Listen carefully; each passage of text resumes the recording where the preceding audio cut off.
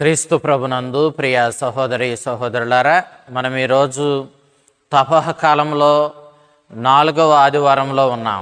ఈ 4వ ఆదివారం రోజున దేవుని యొక్క వాక్యాన్ని మనం పరిశీలించినప్పుడు మొదటి పట్టణము రాజుల దినచర్య 2వ గ్రంథము 36వ అధ్యాయము 14వ వచనం నుంచి 16వ వచనం వరకు, 19వ వచనం నుంచి 23వ వచనం వరకు, సువిశేషం యోహాను శుభవార్త 3వ అధ్యాయం 14వ వచనం నుంచి 21వ వచనం వరకు మనం ఆలకించాం.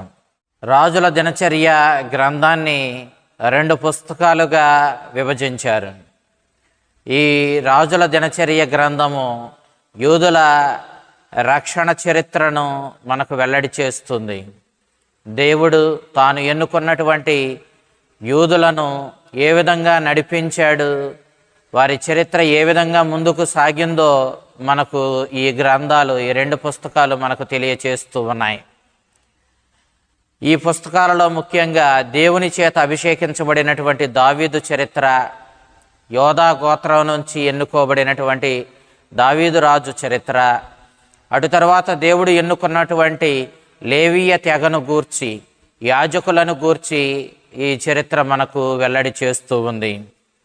చరిత్ర మొత్తం దక్షిణ భాగమైనటువంటి యోధా దేశం గురించి మనకు వెల్లడి చేస్తూ ఉండగా, ఉత్తర భాగమైనటువంటి ఇశ్రాయేలు దేశం గురించి ఏదో కొద్ది ముఖ్యమైనటువంటి అంశాలు మాత్రమే మనకు వెల్లడి చేయబడుతూ ఉన్నాయి. ఇశ్రాయేలును పాలించినటువంటి గొప్ప రాజులుగా పరిగణించబడినటువంటి 3 రాజుల చరిత్ర మాత్రమే మనకు ఇవ్వబడింది. యోసేఫత్, హిజ్కియా మరియు ఏషియా రాజులను గూర్చినటువంటి ప్రస్తావనను మనము ఈ గ్రంథాల్లో చూడగలుగుతాం. ఈ 2 పుస్తకాలలో వాళ్ళు చేసినటువంటి విప్లవాత్మకమైనటువంటి కార్యాలను గూర్చి మనం పరిశీలించినప్పుడు, వారు ధర్మశాస్త్రానికి ప్రజలు బద్ధులై జీవించాలని, విగ్రహారాధనను మానివేయాలని వాళ్ళు ప్రజలను ఎగద్రోసి, వాళ్ళు దేవాలయంలో బలులు అర్పిస్తూ, కానుకలు అర్పిస్తూ, ధర్మశాస్త్రానికి బద్ధులై జీవిస్తూ వాళ్ళు పవిత్రంగా జీవించాలని ప్రజలను కోరుకొని ఆ విధంగా గొప్ప విప్లవాన్ని ఆ యొక్క ఉత్తర దేశమైనటువంటి ఇశ్రాయేలులో తీసుకుని వచ్చినట్లుగా మనం చూస్తాం. ఈ చరిత్ర కోరేషు రాజు యూదులను బబిలోనియా ప్రవాసం నుంచి విడిపించడంతో ముగిసిపోతుంది. ఈ గ్రంథంలో కోరేషు ఒక గొప్ప శాసనం చేశాడని, యావేయే నిజమైన దైవమని, మరొక దేవుడు లేడని అతడు ప్రకటించాడని ఈ గ్రంథం మనకు తెలియచేస్తూ ఉంది. క్రీస్తు పూర్వం 400 సంవత్సరంలో ఎజ్రా, నెహెమియాలను గూర్చినటువంటి చరిత్రను కూడా ఈ రచయితే వ్రాసినట్లుగా మనకు ఆధారాలు ఉన్నాయి. నేటి మొదటి పట్టణాన్ని మనం చూసినప్పుడు, పర్షియా దేశం నుండి వచ్చినటువంటి కోరేషు అనేటటువంటి రాజు యూదులను వారి సొంత దేశానికి వెళ్ళడానికి అనుమతిని జారీ చేశాడు. వారు ఆ యొక్క శాసనం ఆధారంగా వాళ్ళ 70 సంవత్సరాల వాళ్ళ బానిస బ్రతుకులను ముగించుకొని వాళ్ళ సొంత దేశమైనటువంటి ఇశ్రాయేలునకు వాళ్ళు తిరిగి వచ్చారు. వారు ఎన్నో ఆశలతో తిరిగి వచ్చినప్పటికీ దేవాలయం కూల్చివేయబడడం, ఇళ్ళు నాశనం చేయబడి ఉండడం, పొలాలు బీడులైపోయి ఉండడం, యెరూషలేము నగరం నాశనమై ఉండడం చూచి వారు చాలా ఆందోళన చెందారు. అయినప్పటికీ వాళ్ళు దేవుని ఆలయాన్ని పునర్నిర్మించుకోవాలని ఒక నిర్ణయం తీసుకొని ఆ విధంగా ఆ ఆలయాన్ని పునర్నిర్మించారు. కల్దీయుల చేతుల్లో నాశనం చేయబడినటువంటి ఆ యొక్క ఆలయాన్ని వాళ్ళు పునర్నిర్మించారు. వారు దేవుని శాసనాలను అశ్రద్ధ చేసినందుకు ఫలితంగా ఈనాడు ఈ 70 సంవత్సరాల బానిస బ్రతుకులు వాళ్ళు జీవించవలసి వచ్చిందని వాస్తవాన్ని గ్రహించి వాళ్ళు పాపాన్ని విడనాడడానికి, ధర్మశాస్త్రాన్ని పాటించడానికి వాళ్ళు ఎంతగానో కోరుకున్నారు. యోధాను పాలించిన చిట్ట చివరి 3 రాజులు చాలా అవిశ్వాసంతో దేవుని అశ్రద్ధ చేసి జీవించారు. ఆనాటి యాజకులు కూడా దేవుణ్ణి అశ్రద్ధ చేసి దాని ప్రతిఫలంగా దేవుని యొక్క ఆలయంలో అన్యుల యొక్క ఆచారాలు, అన్యుల యొక్క దబ్బర దేవతకు జరిగేటటువంటి ఆరాధన క్రమాలు అక్కడ చేర్చబడి ఆలయము అపవిత్రం చేయబడింది. ఆ సమయంలో దేవుడు తన ప్రవక్తలను తన ప్రజలైనటువంటి ఇశ్రాయేలీల మధ్యకు పంపి వారిని హెచ్చరించడానికి, వాళ్ళను హృదయ పరివర్తన చెంది ఈ ఆలయాలలో జరుగుతూ ఉన్నటువంటి అపవిత్రమైనటువంటి కార్యాలను మానివేయమని, ధర్మశాస్త్రానికి బొద్దులై జీవించమని తన ప్రవక్తల ద్వారా దేవుడు హెచ్చరించుకుంటూ వచ్చాడు. కల్దీయుల రాజైనటువంటి నెబుకద్నెజరు బబిలోనియులను ఆ రోజుల్లో పాలిస్తూ ఉన్నాడు. అతడు పాలస్తీనా మీదకు దండెత్తి వచ్చి యెరూషలేమును సర్వనాశనం చేశాడు. దేవాలయాన్ని కూల్చివేశాడు. పనికి వచ్చేటటువంటి పౌరులను బబిలోనియాకి బానిసలుగా తీసుకుని పోయాడు. క్రీస్తు పూర్వం 597వ సంవత్సరం నుండి 587వ సంవత్సరం మధ్య ఈ సంఘటనలు జరిగాయి. దేవుని ఆగ్రహానికి ప్రజలు బలి అయ్యామని గ్రహించి వారి యొక్క కఠిన హృదయంతోనే ఈనాడు ఈ బానిసాన్ని, వినాశనాన్ని కొని తెచ్చుకున్నామని ప్రజలు ఆందోళన చెందారు. యూదులు పర్షియా రాజైనటువంటి కోరేషు వచ్చేసరికి బబిలోనియాలో 70 సంవత్సరాలు బానిసలుగా బ్రతికారు.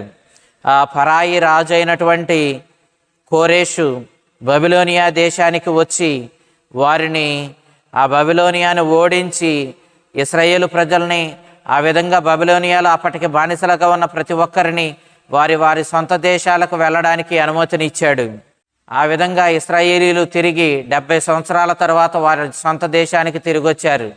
యిర్మీయా ప్రవక్త 70 సంవత్సరాలు ఇశ్రాయేలు దేశంలో పంటలను సాగు చేయడానికి యూదులు మిగలరని ప్రవచించిన ప్రవచనం అక్షరాల ఈ విధంగా నెరవేరింది. లేవియకాండం 26వ అధ్యాయం 34వ వచనము, యిర్మీయా గ్రంథం 25వ అధ్యాయం 11వ వచనము, 29వ అధ్యాయం 10వ వచనం మనం చూసినప్పుడు ఈ అంశాలు మనకు అర్థమవుతాయి. కోరేషు బబిలోనియాలోని ఖైదీలందరినీ విడిపించాడు. ప్రవక్త చెప్పిన ప్రవచనం ఈ విధంగా నెరవేరినట్లయింది. దేవుడు కోరేషును పర్షియా దేశం నుంచి అనేక రాజులను, ప్రాంతాలను జయించుకుంటూ బబిలోనియాను కూడా జయించేలా చేశాడు.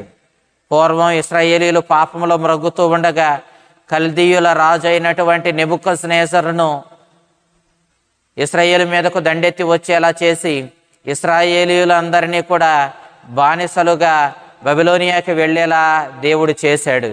ఈనాడు అదే బానిసం నుండి మరలా ఇశ్రాయేలీలను విడిపించడానికి కోరేషు రాజును బబిలోనియాకి నడిపించుకొని వచ్చాడు. ఈ దెబ్బతో ఇశ్రాయేలీలకు దేవుని మహాశక్తి అర్థమయ్యింది.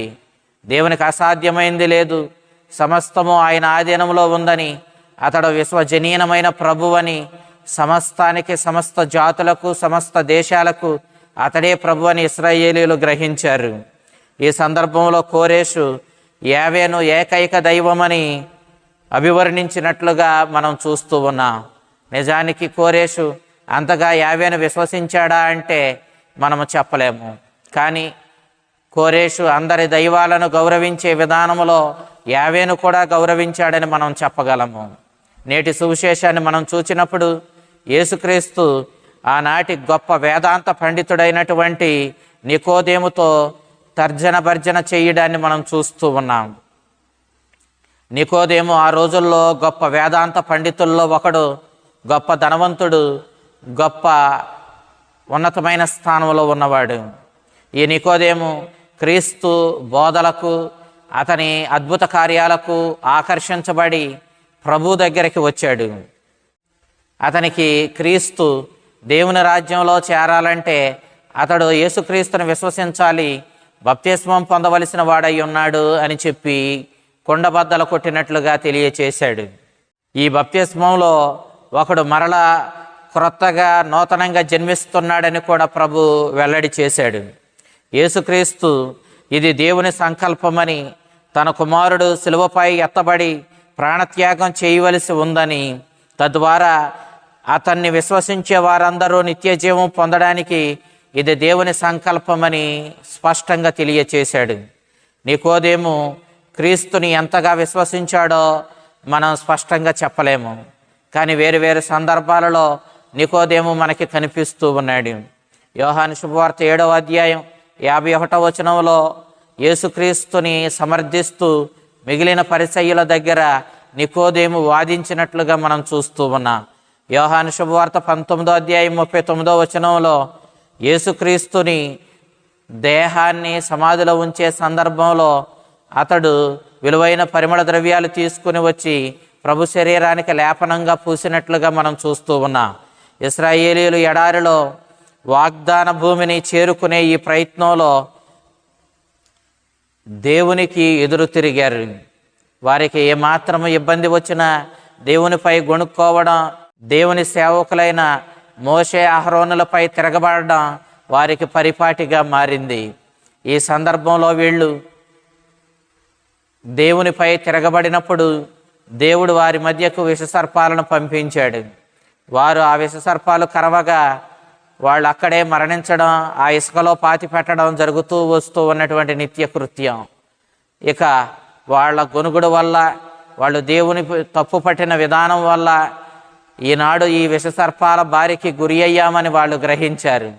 వెంటనే వాళ్ళ తప్పును తెలుసుకొని పశ్చాత్తాప హృదయంతో మోషే వద్దకు వచ్చి దేవుని ప్రార్థించి మమ్మల్ని కాపాడవలసిందిగా, ఈ విషసర్పాల బారి నుంచి మా ప్రాణాలు దక్కించవలసిందిగా వారు వేడుకున్నారు. మోషే మొరను ఆలకించిన దేవుడు మోషేతో ఈ విధంగా చెప్పాడు, నీవు ఒక కంచు సర్పాన్ని సంసిద్ధం చేసి దానిని ఎత్తైన కొండపై ఒక గెడకు తగిలించి ఉంచమని, ఎవరినైతే విషసర్పం కరుస్తుందో వారు ఆ కంచు సర్పాన్ని చూచి తమ ప్రాణాలను దక్కించుకోగలుగుతారని దేవుడు మోషేకి తెలియచేశాడు. సంఖ్యాకాండం 21వ అధ్యాయం 4వ వచనం నుంచి 9వ వచనం వరకు ఈ అంశాలను మనం చూస్తాం. అదే రీతిలో మనుష్య కుమారుడు అనగా యేసుక్రీస్తు ఎత్తబడతాడు. అతడు మానవాళికి రక్షణను ప్రసాదించడానికి శిలువ శ్రమలను ఎదుర్కొంటాడు. శిలువ మరణంలో అతడు శిలువపై ఎత్తబడతాడు. ఆయన్ని విశ్వసించు వారందరూ ఆయన ఇచ్చే నిత్య జీవాన్ని పొందుకోవడానికై ఆయన దగ్గరకు, ఆ ఎత్తబడిన ప్రభు దగ్గరకు వెళ్ళవలసిన వాళ్ళై ఉన్నారని ప్రభు తెలియచేశాడు. యోహాను సువిశేషంలో ఎత్తబడడాన్ని వేరువేరు అర్థాలతో వాడబడింది. ఎత్తబడడం అంటే యేసుక్రీస్తు శిలువ మీద మరణించే సమయంలో ఎత్తబడడం. అదేవిధంగా క్రీస్తు మరణించిన తర్వాత అతడు పునరుత్థానములో మరణాన్ని జయించి లేచి స్వర్గంలో మహిమతో ప్రవేశించడం. ఈ రెండు అంశాలు కూడా క్రీస్తు ఈ లోకాన్ని వీడి పరలోక రాజ్యానికి ఎత్తబడడం అనే ఈ అంశాలు ఎత్తబడడాన్ని సూచిస్తూ ఉన్నాయి. తన కుమారుణ్ణి దేవుడు ఈ లోకానికి అందించాడు అన్నాడు. మానవాళి మీద ప్రేమతో దేవుడు తన కుమారుని ఈ లోకానికి పంపించాడు. మనపై ప్రేమతో తన ఏకైక కుమారుని కూడా మన రక్షణార్థం శిలువ మరణానికి అప్పగించడానికి అతడు వెనుదీయలేదు.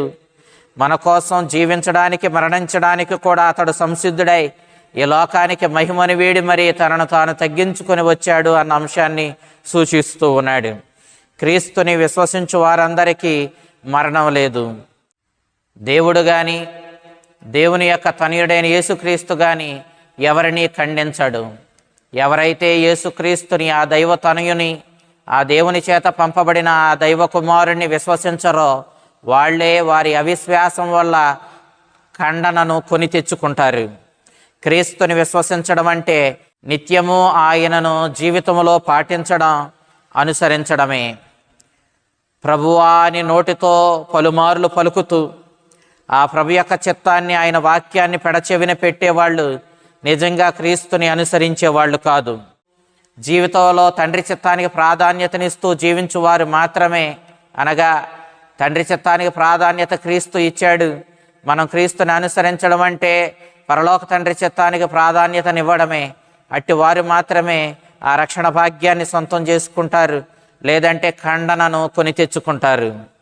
దేవుని విశ్వసించడం అంటే తన కుమారుణ్ణి విశ్వసించడమే. దేవుని విశ్వసించువాడు తన కుమారుణ్ణి విశ్వసిస్తాడు, తన కుమారుణ్ణి విశ్వసించువాడు దేవుణ్ణి విశ్వసిస్తాడు. లోకానికి వెలుగును నేనేనన్నాడు క్రీస్తు. తన యందు ఉన్నవాడు వెలుగునందున్నాడని, తన యందు లేనివాడు అంధకారంలో ఉన్నాడని యోహాను స్పష్టంగా మనకు తెలియచేస్తూ ఉన్నాడు. అనేక సందర్భాలలో ఈ ప్రస్తావనను యోహాను మన ముందుంచుతూ ఉన్నాడు.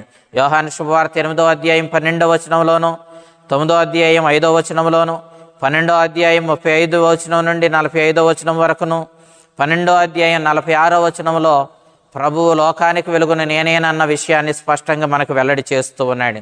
క్రీస్తు ఈ లోకానికి వెలుగు. మనం సత్యాన్ని గ్రహించడానికి, ఆ సత్యాన్ని మనకు చూపించి మన జీవితాలను సరిచేయడానికి అతడు ఈ లోకానికి వెలుగుగా వచ్చాడు. మానవాళి పాపాన్ని ప్రేమించింది, చీకటిని కోరుకుంది.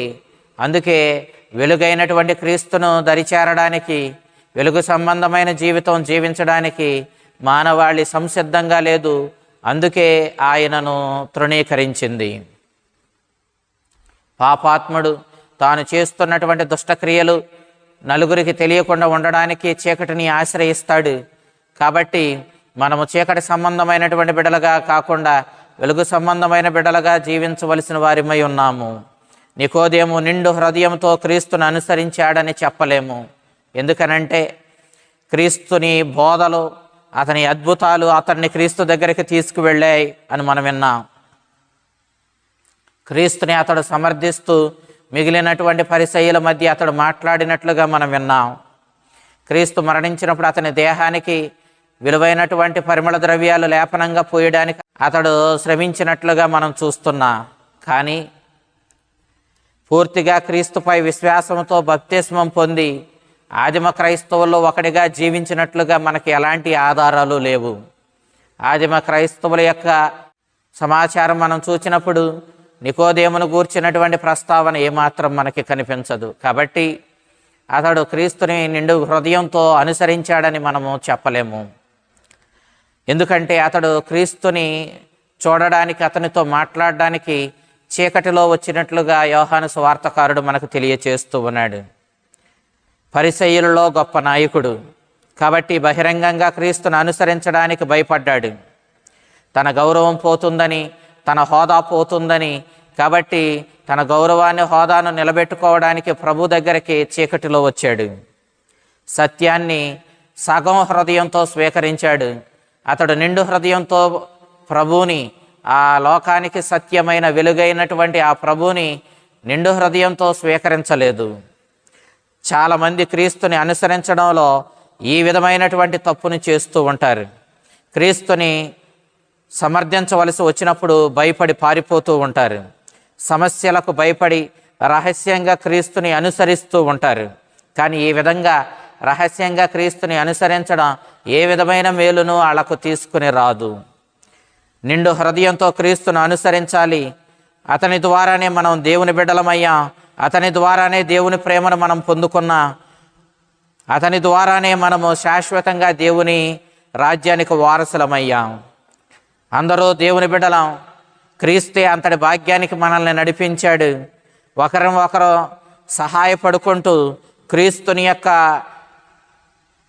ప్రేమ ఆజ్ఞలను జీవితంలో పాటించుకుంటూ, క్రీస్తుని నిండు హృదయంతో విశ్వసించుకుంటూ క్రీస్తుని అనుసరించిన వాడే నిజంగా క్రీస్తు తీసుకుని వచ్చినటువంటి రక్షణ భాగ్యాన్ని, ఆ వెలుగును సొంతం చేసుకున్న వాడవుతాడు. క్రీస్తుని నిండు హృదయంతో అనుసరించడం అంటే నిజమైన విలువైన చరిత్రగా మన జీవితాలను మార్చుకోవడమే. యూదుల చరిత్రను మనం చూసినప్పుడు వాళ్ళు దేవుని యొక్క చిత్తానికి బద్ధులై దేవుని యొక్క 10 ఆజ్ఞలను, ధర్మశాస్త్రాన్ని వాళ్ళ జీవితంలో పాటించకుండా, నిండు హృదయంతో దేవుని సేవించకుండా, అనుసరించకుండా వాళ్ళు జీవించి వారి జీవితంలో అనేక ఒడిదుడుకులకు గురి అయ్యారు. వాళ్ళ చరిత్ర ఈ అంశాన్ని మనకు వెల్లడి చేస్తూ ఉంది. ఈనాడు నికోదేము కూడా ప్రభుని నిండు హృదయంతో విశ్వసించలేదన్న సత్యాన్ని మనం గ్రహిస్తున్నాం. మరి మనం ఏ విధంగా యేసుక్రీస్తుని, ఆయన సందేశాన్ని నిండు హృదయంతో స్వీకరిస్తున్నామా, లేక మనము ప్రభుని రహస్యంగా అనుసరిస్తూ నిండు హృదయంతో పరిపూర్ణమైన విశ్వాసంతో ఆ ప్రభుని అనుసరించలేని స్థితిలో మనం ఉన్నామా? మనం చాలాసార్లు కొందరిని గమనించినప్పుడు వారు అనేక దేవుళ్ళలో ఒక దేవుడిగా క్రీస్తుని చూస్తారు, లేదా వాళ్ళు రహస్యంగా క్రీస్తుని విశ్వసించామని చెబుతారు. కానీ బాహాటంగా వాళ్ళు క్రీస్తుని యొక్క విశ్వాసులుగా జీవించడానికి, బప్తిస్మం పొంది క్రీస్తుని అనుసరించడానికి ముందుకు రారు. ఇలాంటి విశ్వాసము నిజమైన విశ్వాసం కాదు. అది నిండు హృదయంతో విశ్వసించిన విధానం కాదు. ఆ విధానం వల్ల వాళ్ళకు జరిగే మేలు ఏమీ ఉండదు. ఈనాడు మనము క్రీస్తుకు పూర్తిగా అంకితమై, క్రీస్తు మార్గంలో పరిపూర్ణంగా నిండు హృదయంతో జీవిస్తూ, క్రీస్తుని యొక్క అడుగుజాడల్లో మనము విశ్వాసంతో ముందుకు సాగుతూ నూతనంగా జన్మించిన వ్యక్తులుగా, క్రీస్తుని యొక్క వాక్యానికి, ఆయన మార్గానికి, ఆ పరలోక తండ్రి చిత్తానికి బద్ధులమైనటువంటి వ్యక్తులుగా, క్రీస్తు స్థాపించిన పరలోక రాజ్యానికి వారసులుగా జీవించి మన జీవితాలను ధన్యం చేసుకున్న అంతటి విశ్వాసాన్ని మనకు ప్రసాదించమని ఆ ప్రభువుని ప్రార్థన చేసుకుందాం. ఆ చల్లని ప్రభు మిమ్మల్ని దీవించి కాపాడునుగాక. ఆమేన్.